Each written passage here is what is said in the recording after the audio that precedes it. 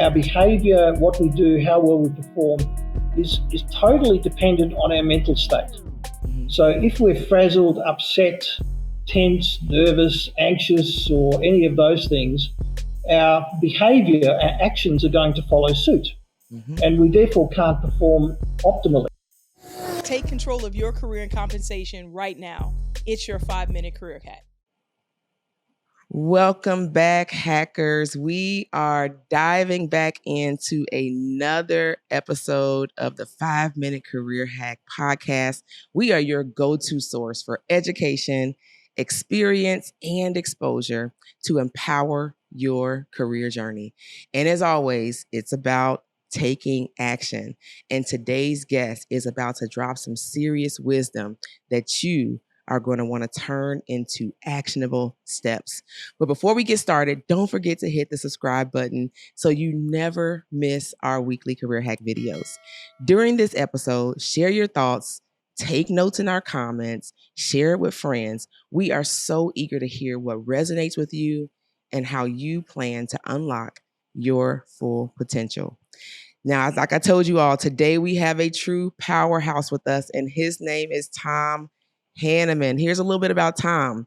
For over 25 years, Tom has been a guiding light for executives, managers, and professionals, transforming their personal marketing collateral and interview skills. What sets Tom apart is his commitment to showcasing accomplishments, expertise, and experience in a way that not only gets you noticed, but positions individuals for opportunities they may have never thought was possible. Welcome, Tom, to the 5-Minute Career Hack podcast. It is such a pleasure to have you. And I know we are joining from, I think we're 12 hours apart in time zones. So thank you for being here with me this morning or evening, whatever we'll call it today. Welcome in. Well, thank you very much, Candyce. Thank you very much for inviting me, first of all. It's a pleasure to be here. I am originally from Australia, and so if you folks need any translation of anything I might say, because our language is somewhat different, but just let me know and I'll translate it for you. Because for example, we call the hood of a car, we call it the bonnet, which sounds really bizarre, but that's kind of some of the differences. So if you need a translation, just let me know. Now, I've lived in Indonesia for the last 10 years. Now, most people say, oh, you're living in Bali, you're sitting on the beach, sipping on a pina colada and so forth. But I did that for about a year, and it does create a few health problems. So I moved with my wife, who happens to be from Indonesia, and she's originally from Sumatra, and she wanted to be closer to her family so that her children could, engage with her, brothers and sisters and uncles and grandparents and all of those things. So we're now happily living in North Sumatra next to Lake Toba. So look that up. And drop by if you're in the neighborhood. I know it's a long way. Ironically, my business partner has a physical therapist that lives in Australia, so that's not where you are. But that when I noticed that you were from Australia, I was like, oh, I didn't know you were in Indonesia at the time. But I was like, oh, when we go to Australia, we'll have to go and see Tom. But if I'm ever in Indonesia, I will definitely be reaching out to you. Fantastic. Look forward to hosting you. Yes. Awesome. So thank you, Tom, for the disclaimer and giving me permission to just let you know when I don't know what something means and I need you to translate it. And I want to use that to talk about something that really stood out to me when I came across you. And you can answer this question while you tell us about your company and your business. But at 5-Minute Career Hack, we really focus in on personal brand. How do you build your digital brand? We really focus in on just that, building personal brand through your resume, your LinkedIn profile, all those things that we have out there for them to do so professionally. But I love the way that you translated that and how you market it to your clientele as personal marketing collateral. So as you tell us about your business, I want you to definitely infuse that and how you came up with that and more about what those elements of the personal marketing collateral is, so our listeners can be informed on what that means for them as they are looking to land their dream job. So tell us about yourself and this personal marketing collateral. Well, I kind of stumbled into this work, around about 25 or so years ago, when a friend of mine had been laid off the job, and she needed to. She'd never had to apply for a job before. She'd always been approached, and this is something that happens to a lot of my clients. They're either in a business themselves, or they've always been tapped on the shoulder, or someone has recommended them, but suddenly they're out in the cold. And so she needed some help to build her resume and a cover letter and so forth. And so she and I sat down together, one lazy afternoon, and cobbled together something which ended up, winning her lots and lots of interviews. And, she eventually, got the right job with the right company. And she then referred a couple of people to me, her friends or relatives and so forth. And so I helped them. And then somebody said to me, you know what, you could make a business out of this. Mm-hmm. And I thought, really? And this is a long time ago. This is before, in Australia, certainly at that time, resume writers were, not as prolific or not as plentiful as they are these days. Mm-hmm. And so that's kind of how the business started, because I discovered a couple of things. I was good at doing it. And secondly, I enjoyed doing it because there's an immediate payoff in terms of, the client getting, a fast result. And that gave me a lot more satisfaction out of the previous work that I was doing, which is in management consulting, which was causing me a lot of stress. So it's a combination of being good at what you do and getting some personal benefits and satisfaction and enjoyment out of what you do. And so I've been very fortunate in being able to do that for the last 25 years. Love it. So the personal marketing collateral. So walk us through, what are the elements? What are those things? Because I know you said you help your clients get past the fluff that the recruiters detest, right? And so you have to have a really solid, visible brand or marketing or personal marketing collateral in order for that to happen quickly, because we know that recruiters, when they're looking at a prospect or looking at a potential candidate, like, it's a fast process, 7 to 10 seconds, right? And so this collateral is so important. So walk us through just a few elements that you have your clients focus on, and what does that look like? Yeah, well, in building someone's personal brand, there are really three components or three elements to it. Imagine a world where recruiters come knocking at your virtual door, eager to hire you for your dream job. This can be you with 5-Minute Career Hacks' exclusive LinkedIn hacking package. Over 90% of recruiters rely on this platform to make hiring decisions. And guess what else? 75% of people hired last year were discovered right here on LinkedIn. But we get it. You're busy, overwhelmed, and just struggling to find the time to optimize your profile. Let us do the work for you. For a limited time only, sign up today and we can help you break through your career on LinkedIn. The first is, what do you stand for? What are your values? And every successful or effective brand has this. The second is, what's your unique value proposition? What is it that you can offer potential employers that other people can't offer, or perhaps can't offer as well as you can? And thirdly, how do you want to be seen in the market? What's your image? What's your position in the marketplace? And then it's a matter of pulling those three components together into a cohesive narrative or story, so that when the recruiter or when the hiring executive looks at the document, they get it straight away. It's no different than the personal or the branding that an organisation or a company uses to position its product as something unique, something as more effective, something as more valuable. And that's really what we try and do. And the biggest issue for a lot of people is that they undersell themselves. That's good. We kind of go through our day-to-day job and we just get on with it and do it.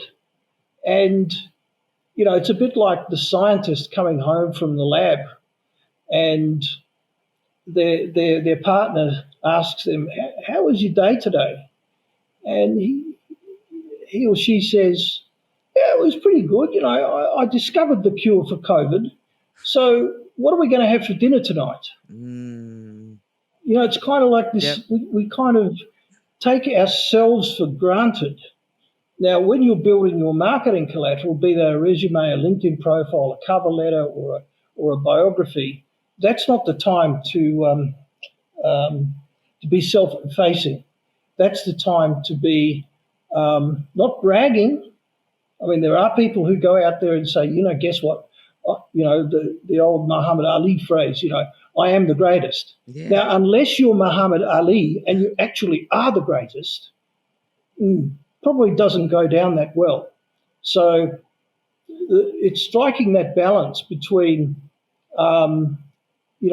boasting and telling it like it really is. Mm-hmm. So if you did find a cure for COVID or anything else remarkable, fantastic. Let's say it and let the audience come to their own conclusion. You don't need to embellish it. You don't need to add all sorts of fuzzy, buzzy words that mean nothing, that are meaningless. People use words like seasoned in their resumes. Yes, I'm a seasoned executive. Now, what does that mean? You've got lots of salt and pepper on you. I mean, those buzzwords. All those buzzwords. And guess what? Recruiters and executive search consultants and hiring managers really dislike it because they don't add value. So my objective in building people's documents is to give the recruiter or the hiring executive exactly what it is they want. Mm-hmm. No, that's perfect. And I'm definitely shamelessly stealing the seasoned is you put seasoning on your food. You don't put that on your resume. So I appreciate that. That's a hack in itself. But I do want to just make sure if you're watching this, put in the chat. He dropped some real big gems on those elements of your personal marketing collateral. What are your values? What is your unique value proposition? And thinking about how you want to be seen in the marketplace by recruiters. And I love that you talked about sometimes I think it's even sometimes unconscious where we undersell ourselves or we're being too humble and we not necessarily being boastful, but confident and mindful when we're creating our materials. Because when I'm hiring someone, I want them to be confident that they can do the job and they know how to effectively communicate their abilities, right? So when you come across that person that is underselling themselves, walk us through a couple of tactics that you use to convert them from too humble to this is exactly what the recruiters need to see so they can be confident in your ability to do this job. Yeah, I guess that boils down to the question, what do recruiters and hiring managers actually want? That's good. And let's talk about very that. Very few people know this because most of us don't get a chance to talk to recruiters or hiring managers. Right. I'm in a position where I do. And I've actually worked in a previous life in recruitment for one of the biggest firms in Australia. So here's what they want. This is the kind of secret sauce. Come on, secret sauce. Let's go. Yeah, they want to know what you accomplished or achieved or contributed to the organisation, even if it's in a small way. I mean, Most of my clients are not the chief executives or the chair of the board or anything like that. Most of the people I work with are professionals and managers and mid-level executives. So what did you achieve? What did you accomplish? What did you contribute? What value did you add? What was the difference you made? And secondly, they want to know what were the problems that you solved or the challenges you overcame, and how did you overcome those challenges or solve those problems? And the reason that's important is that every organization on the planet wants to hire someone who can fix problems. That's one of the keys. And one of the other key elements of this is how hard was it? How difficult was it? How challenging was it? Okay. It's a bit like if I say, you know what, I won the 100 meters race at my local athletics club last weekend. No big deal, because I'm not competing against the world's best. But if someone says, you know what, I won the Olympic gold medal at, the Tokyo Olympics. Okay, now I got it. So it's a matter of putting things into context so that people say, what you did was extremely difficult to do. For example, one of my clients works for a big computer firm, and his job was essentially the service desk or the help desk for the entire region of Southeast Asia. Mm-hmm. And guess what happened? COVID. Mm. And he then had to transform that entire business unit, mm-hmm. which was thousands of people throughout a very large region of the world, so that the company could continue to deliver service to its customers. Mm. Now, challenging. When you just say it like that, that's a big issue. Yeah. That ain't easy to do. And so when somebody reads that in a person's resume, they go, okay, gotcha. You are someone that we really want to talk to because you've demonstrated your ability to do something difficult under adverse circumstances, under difficult conditions, which nobody else had ever done. Mm-hmm. And that was the key for that particular person's success. Their objective was to get a bigger job in the same company, right? Which they ended up doing, primarily because of that, because he took that challenge on, without fear, knowing that they could potentially fail. Right. Because no one had done it before. There was no recipe book. Right. There was no guidelines which said, when COVID hits, do this. Right. No. Right. We didn't have a playbook for that. COVID right. hit. Yeah. No playbook. What do we do now, guys? Right. And these are some of the things that I draw out from my clients because they don't make a big deal of it, but everyone else will. Yeah.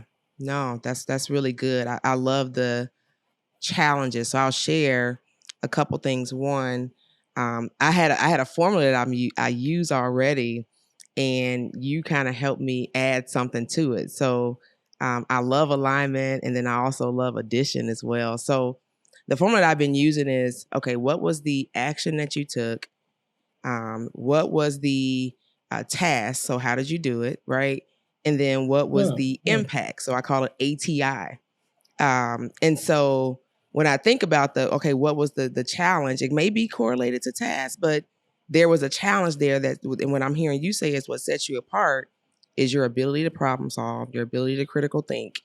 And I love how you said, I did something no one has ever done.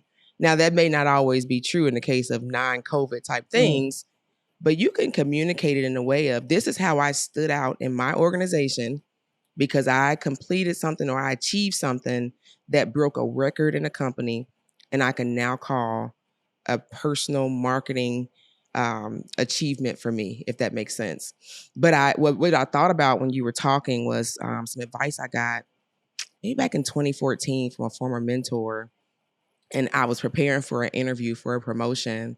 And she told me, she said, it was actually one of the people who was helping me before her. He gave me like this 30-page book of like, this is how you win the interview. And it was all about like a cake, and here's the layers of the cake. And it was like so complex. I was like, Lord, I'm gonna need like a month to get ready for the interview. But she said, listen, this is all I want you to do. I want you to go write down the top 5 things that you are proud of in your career, the top 5 accomplishments that you've achieved.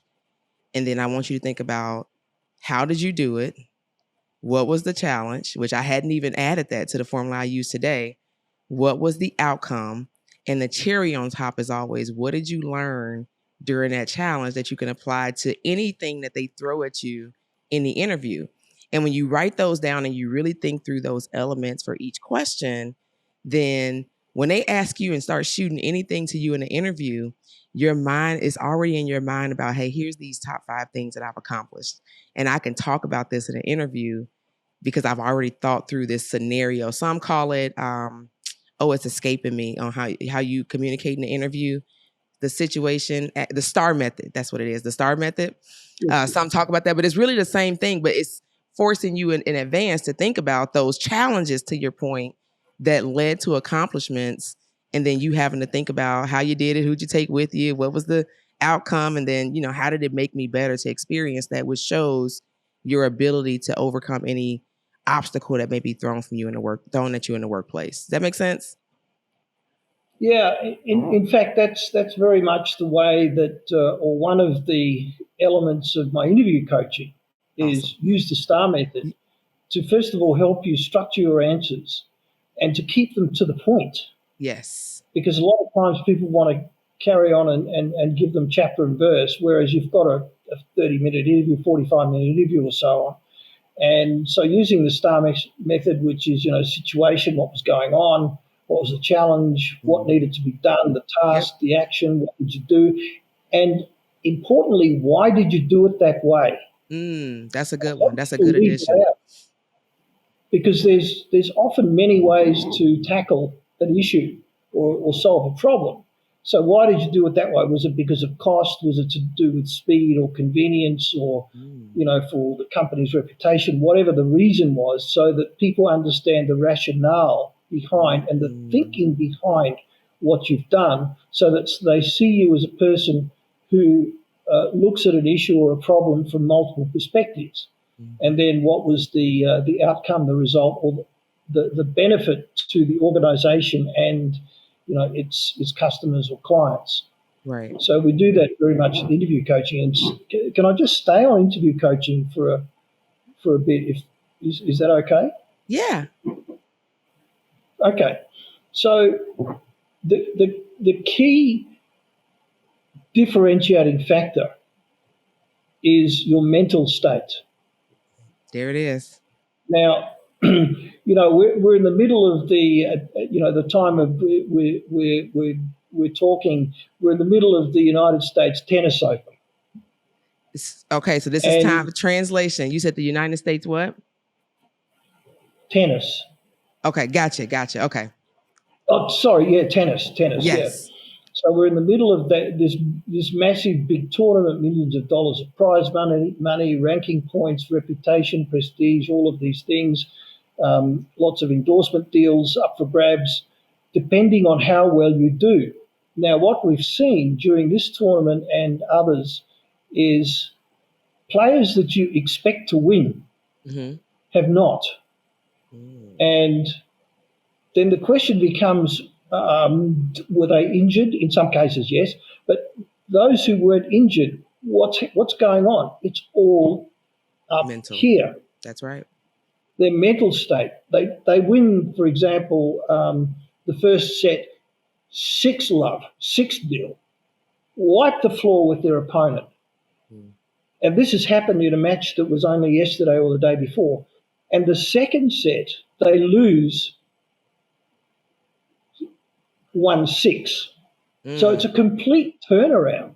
And it's not because they were sick or injured or someone threw something at them. It was all up here. Yep. So one of the things that I do with my clients is to make sure that they are mentally equipped to handle whatever it is Mm-hmm. that's going to happen in the interview, because you can't always predict. A lot of people say, "Well, I'm going to prepare for this question and this one and this one and this one." Well, what if they don't ask those? What if they ask this one over here or this one, which you hadn't prepared an answer for? Right. So you've got to be able to think on your feet, and the only way you can think on your feet is if you are in the right mental state. Right. Yeah, that mental state, you being present and in the moment. And when you are constantly thinking and shuffling in your mind and trying to anticipate the questions that are going to be asked of you, you're thinking so much about that you're not able to effectively answer the questions that's there. So I love that. But you went exactly where I was going to go. I'm like, let's just stay on interviewing real quick. So just share with me just maybe an example or a theme that you've seen of from a mental standpoint, or maybe a client that lacks presence in the interview process. What does that look? Because I know a lot of people listening to this may be in that position. What does that look like? And maybe one or two, like, hey, here's the two things you do so you can go into these interviews present, in the right state of mind. And I'm thinking, and I thought about when you said that, of something Phil Jackson. I'm a Michael Jordan fanatic, but something Phil Jackson said, that Michael doesn't just have, like, it's not about his ability to play basketball and how hard he practices. The thing that Michael's the best at is he can be present in any moment. And we saw that translate into him being the highest performing basketball player in his era, for sure. I vote for of all times. That's a whole nother podcast. But it was about his ability to be present. And you saw many examples of that in Last Dance. So walk us through maybe an example of what that looks like and a couple action steps to get in that mode. Yeah. Okay. So, it's like anything else. The first thing to do is design. So what is the mental state that we need to design so that you're going to be at your best, your peak performance? Mm-hmm. And the reason that that's important is because our behavior, what we do, how well we perform, is totally dependent on our mental state. Mm-hmm. So if we're frazzled, upset, tense, nervous, anxious, or any of those things, our behavior, our actions are going to follow suit. Mm-hmm. And we therefore can't perform optimally. So what I do, and it's like some people are kind of a little bit curious about this, is I teach them to do what actors do. Okay. Whether it's a stage actor, TV actor, movie star, whatever, doesn't really matter. But let's pick a great actor, like, I don't know, Dustin Hoffman, or, one of those. Well, I'm not talking about Sylvester Stallone. Right. I'm not talking about Arnold Schwarzenegger. Yeah. Right? I'm talking about actors who win the Academy Awards and not the Tony, but you know what I mean. Yes. All the awards. Now, when the script calls for the actor to be in a certain state of mind, mm-hmm. be that angry or sad or happy or upset or whatever, what they do is they borrow from the past. They remember very clearly and vividly an event or situation in which they were in that mental state. So that means that the scene is delivered, the lines are delivered authentically. So they're not pretending to be angry, they're actually angry. Right. Because the human mind is just a great piece of design. Yeah. But the limitation is it doesn't know the difference between something that's real or something that's imagined. Right. And that's why horror movies work. Yeah. We sit in a horror movie and we're scared. Right. But there's a screen. We're not really going to get sliced up. Right. For some reason we jump, right? No, that's good. Our imagination runs away with us, and so we get I do the same with my clients. You say, imagine a time. Let's design the mental state. It might be confident, energetic because you're trying to sell, which means you've got to be energetic and enthusiastic. Right. You want to be composed at the same time. So we design the mental state. And then we go back in time to search for a situation, a specific situation or incident in which you were in that mental state. Yeah.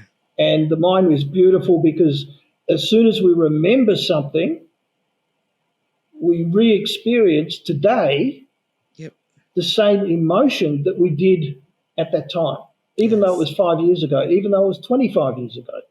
Yeah.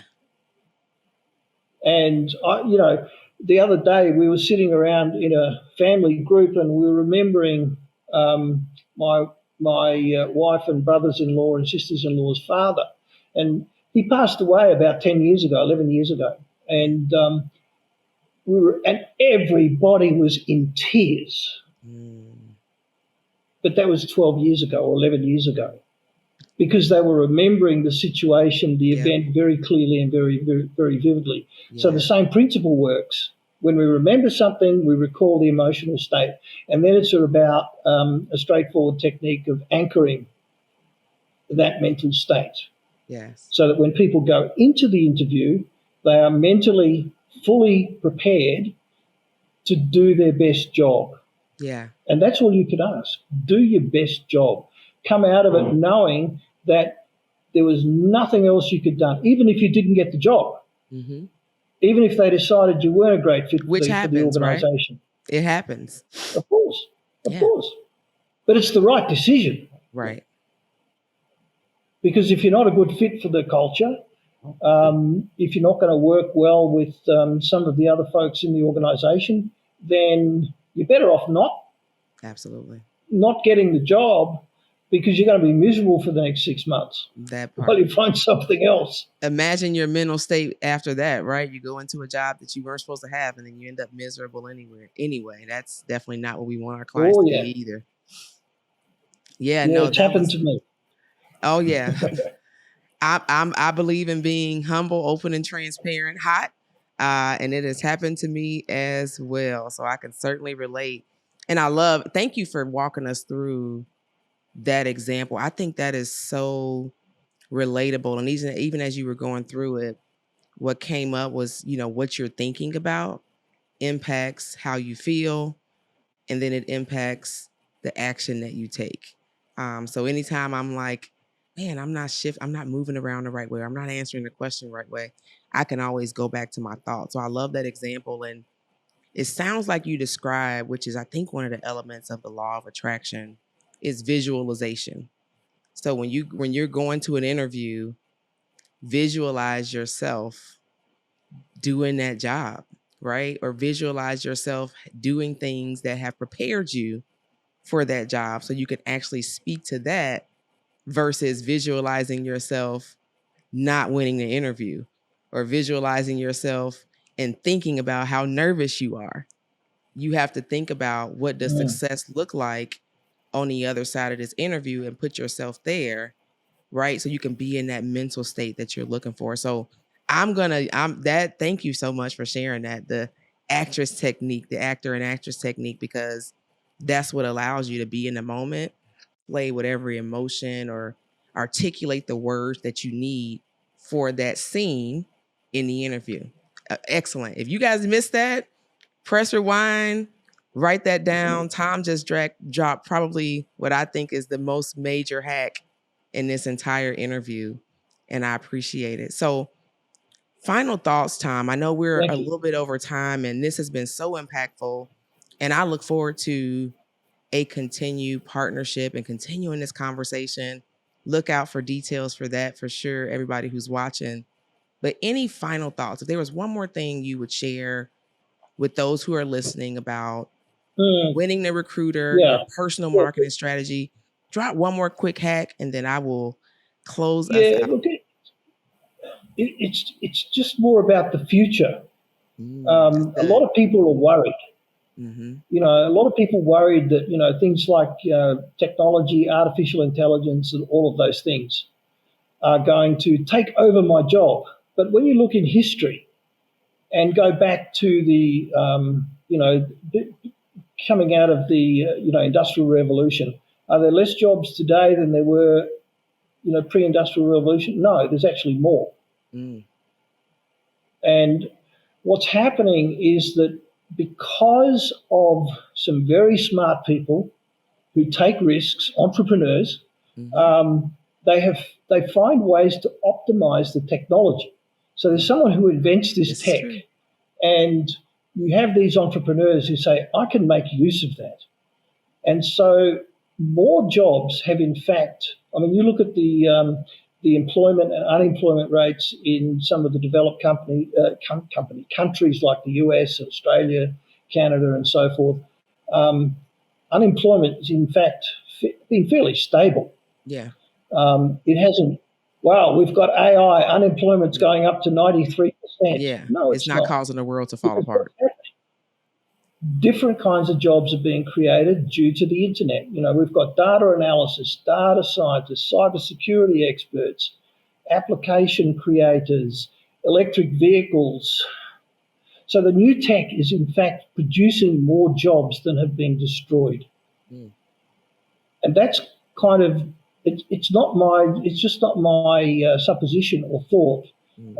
There's a lot of evidence to suggest that. So for people who are concerned or worried about artificial intelligence and all of that, and the big skill that's going to be required is creativity Mm. and getting Yeah. on with people, relating with people. All of the soft skills are becoming more important because what they call so-called hard skills, they can be taught. Oh, yeah. Whereas the soft skills are things that are developed over, for some of us a lifetime, but Yeah, they're through experience. continuously developed Yeah. over time through experience, through learning, through nurturing, through fostering, through encouragement, all of those things. So, and I also see a lot more people worried about hybrid work. Mm.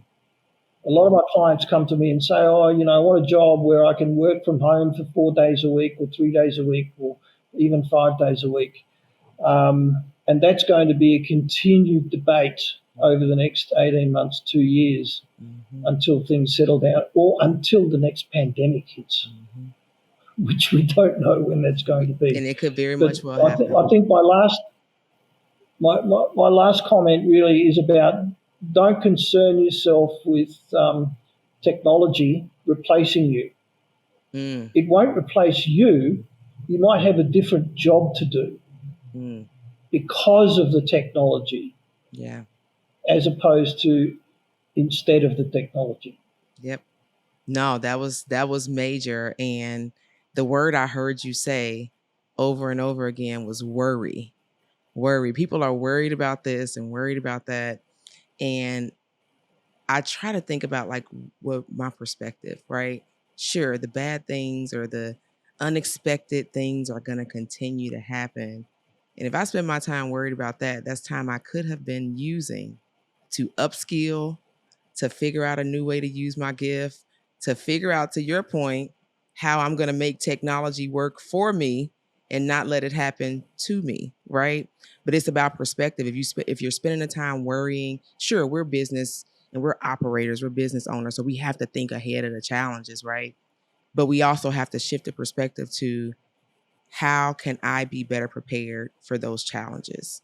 How can I focus on the things that are going to help me advance versus wasting time worried about what the market or what new trends or innovation might do to me? So I think that is such an excellent end and share that I think that people need to hear, because there's a lot of press out there about job layoffs, all the layoffs that are coming. That builds anxiety, and then you're not even focused on what could be my next thing. You're so worried about that, then the layoffs happen and you're looking around, and then you need us, which we're here for you.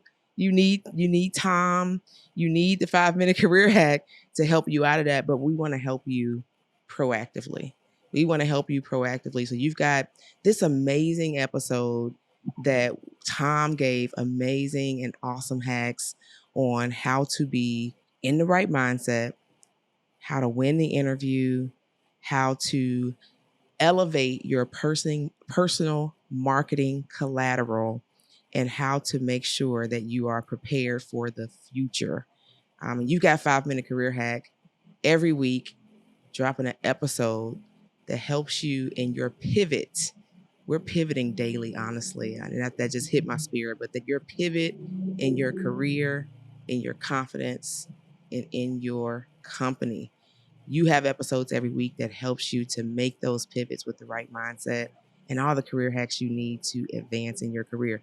And speaking of advance, wrap us up, Tom. Tell us what the name of your company and where can we find you? How do people get in touch with you so they can work with Tom? We'll have it in the show notes, but let's say it for the people who are listening right now and not reading. Okay, thank you for that. So my business is, I'll say it in American, Advance Yourself Career Services, or for the Aussies, Advance Yourself Career Services. And I've been in operation since 1997, and you just put my name into your browser, Tom Hannemann, and I'm not the former Minnesota Timberwolves play caller.